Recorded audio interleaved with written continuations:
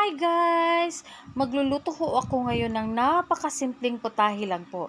Ang tawag nito is pritong talong. Ayan.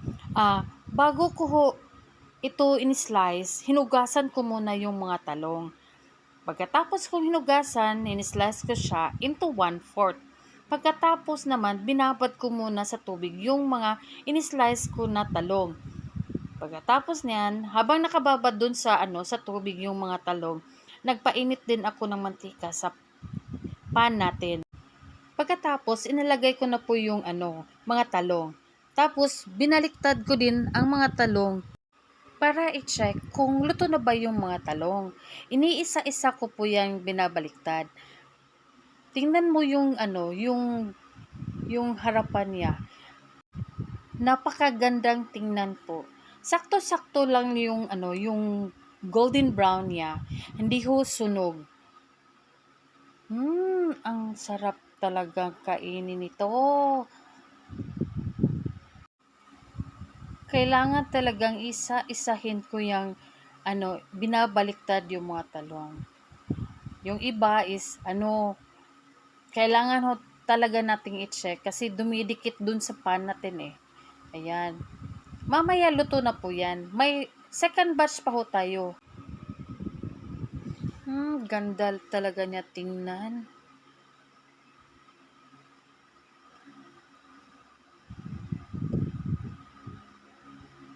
Mamaya luto na po yan.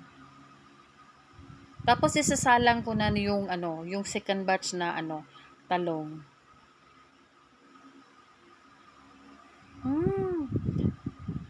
Nakakagutom. Gusto ko nang kumain.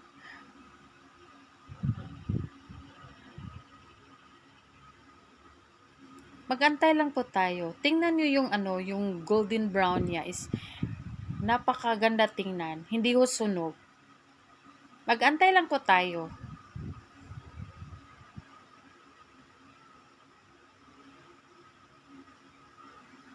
Ayan, luto na.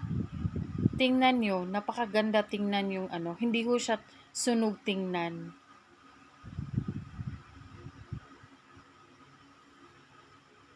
At gumawa din ako ng napakasimpleng sauce niya. Yung ginawa ko is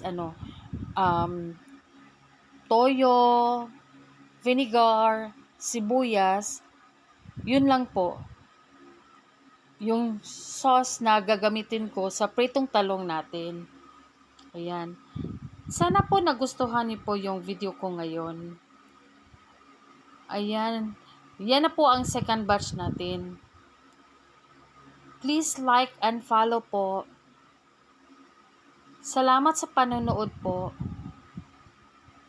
Mamaya luto na po yan. Thank you po. Bye!